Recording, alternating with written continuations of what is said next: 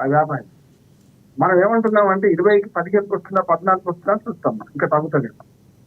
అట్లా వాళ్ళు ఏమనుకుంటారు 20 మొన్న 15 అంటే 2 ఏళ్ల క్రితం 20,000కి అమ్మాను కదా, ఇప్పుడు 20,000 రాకపోతే 2 ఏళ్ల నుంచి అసలు స్టాగ్నేట్ అయ్యింది కదా అని వీళ్ళు అనుకుంటారు. కనుక తగ్గింది కానీ మొత్తం పడిపోలేదు. రియల్ ఎస్టేట్ ఏమైందంటే స్టాగ్నేట్ అయ్యి జాతర మందం అంటారు.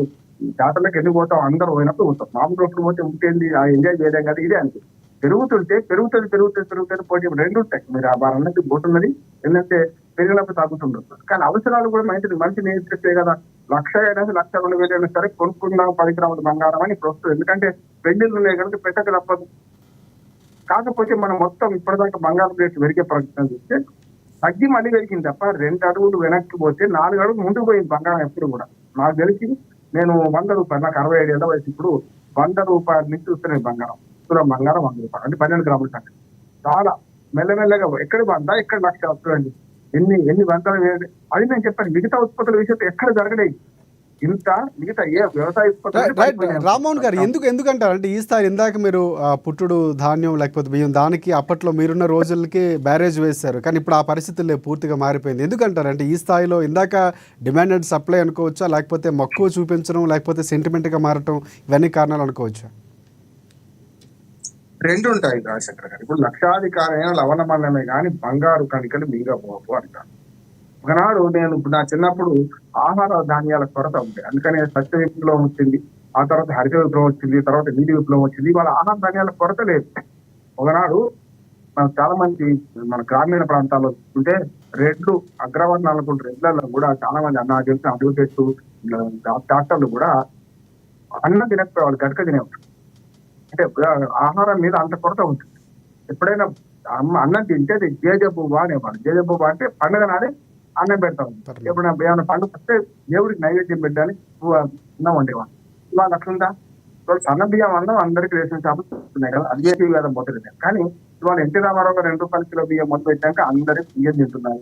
ఇక మన రోగాలు తెచ్చుకుంటున్నారు. ఇప్పుడు ఏమైందంటే అప్పుడు బియ్యం తిన్నవాళ్ళు ఇప్పుడు అందరూ రొట్టెలకు మారిండు, జొన్న రొట్టెలకు మారింది. అంటే ఆరోగ్య రీత్యా వీళ్ళేమో ఈ రకమైన సౌలభ్యం చూసుకుంటే ఇది కూడా బంగారం అనేది కొంతవరకు ఇప్పుడు చెప్తున్నాను. పేద ప్రజల్లో ఏమో అవసరం, అంటే వాళ్ళ అవసరం అని కొనుక్కుంటారు. పెద్దోళ్ళేమో అసలు బంగారం వాడలేరంట, దాన్ని పెట్టుబడిగా తీసుకున్నారు. బిస్కెట్ కొనుక్కోవడం, లాకర్లు పెట్టుకోవడం. ఎట్టొచ్చి మధ్యతరగతి వాళ్ళు 7 వారాల నగలు అంటాం కదా, ఇటు 7 వారాల నగలు ఉండాలి అనుకున్న వాళ్ళు ఇప్పుడు దాని మీద మోదీ పట్టుకొని కొనుక్కుంటున్నారు. మొన్నటిదాకా కొన్నోడు ఇప్పుడు ఏం సంతోషపడుతున్నారంటే అమ్ముకోరు కదా వీళ్ళు. ఇప్పుడు ఇది కేవలం పెరుగుడు అనేది మనకు కనపడుతుంది, మన వర్చువల్ అయితే చెప్పాలి. ఇప్పుడు 10,000కు బంగారం కొనుక్కుని అప్పుడు చాలా సంతోషపడి ఇప్పుడు లక్షలు నేను అమ్మేయం కదా, మళ్ళీ దొరకదు కదా అనుకుంటాం కదా. అంటే ఇది కేవలం పెరుగుదలను చూసి అమ్మరు, పెరుగుదలను చూసి కొనుక్కోరు. అవసరాన్ని ఇచ్చే కొనుక్కుంటారు. మన దగ్గర అవసరం ఇచ్చే కొనుక్కుంటున్నారు. ఇంకోటి బంగారం తయారు చేసే క్రమంలో మనం ఇంకా అంత అద్భుతంగా మన బంగారాన్ని మనం వాడుకుంటే తెచ్చుకుంటే దొరుకుతుంది కదా. కస్టమ్స్ డ్యూటీ కంటే ఎక్కువ ఉన్నది కనుక దొంగ బంగారం ఉంటుంది. బంగారం అంటే బంగారం కల్తీ కాదండి. బంగారానికి ట్యాక్స్ లేకుండా ఎగవెక్కి తీసుకొస్తున్నాం. చూసాం కదా మొన్న మనకు కర్ణాటకలో ఒక కేసు చూసాం. అట్లానే ఇతరత్ర మన కేసు ప్రతిసారి మనకి శంషాబాద్ ఎయిర్పోర్ట్ లో ఎవరో కట్టుబడితే ఉంటారు. ఇది కారణం ఏంటంటే బంగారం పోతున్నది. బంగారం తెచ్చుకునే క్రమంలో మధ్యతరగతి ఎగో మధ్యతరగతి మాత్రం ఇప్పటికీ ఏ రేటు వేసినా కొంటున్నారు, దాచిపెట్టుకుంటున్నారు. ఇంకో మాట మనకు బంగారం ఎక్కువ ఇంకొక దగ్గర ఎక్కడ ఉందంటే ప్రజల దగ్గర ఉంది, దేవస్థానంలో ఉన్నాయి. మీరు చూస్తున్నారు కదా తిరుమల తిరుపతి దేవస్థానంలో అంతకు ముందు బంగారం అంతా అటు పడేసి ఉండేది. ఇప్పుడు కరిగించి కొన్ని దేవస్థానాలు అయితే స్పష్టంగా ఏం చేస్తున్నాయంటే మొత్తం బంగారం వెండి కరిగించేసి కడ్డీలు తయారు చేసి బ్యాంకులు పెడితే వడ్డీ వస్తుంది కదా మనకి ఎందుకు అని చెప్పి బ్యాంకులు పెడుతున్నాం. మొదదాకా అన్ని పడిన మాదిగల్లో పడి ఉండేది. దేవుడి బంగారం, దేవుడి దగ్గర కూడా బంగారం చాలా ఉన్నాయి. వాటి అన్నింటి వస్తువులు తీసేసి కరిగించి కంటిన్యూ చేస్తున్నారు. అందుకని ఇవాళ మాంద్యం ఎప్పుడు ఏర్పడుతుందో, మాంద్యం ఉన్నప్పుడు 2 రకాలుగా రేట్లు తారుమారు అవుతుంటాయి. ఇప్పుడు ఇవాళ ఆర్థిక మాంద్యం ప్రపంచాన్ని మళ్ళీ చుట్టుముడుతుంది. సుంకాల యుద్ధం వల్ల గతంలో 2008లో ఆర్థిక మాంద్యం వచ్చింది. 2020లో కరోనా కొట్టుకుపోయింది ఆ మాంద్యం.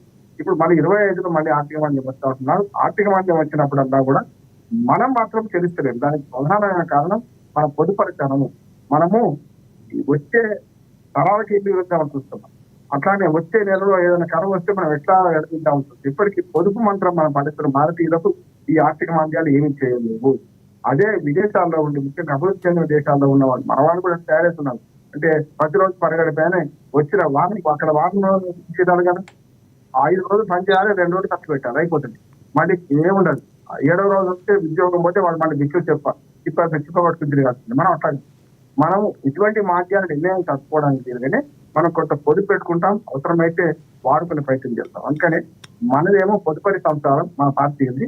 బంగారం రేటు పెరిగినా తగ్గినా మనం దాన్ని బట్టే, అంటే వంగుతీరు వైష్ణవం అంటాం.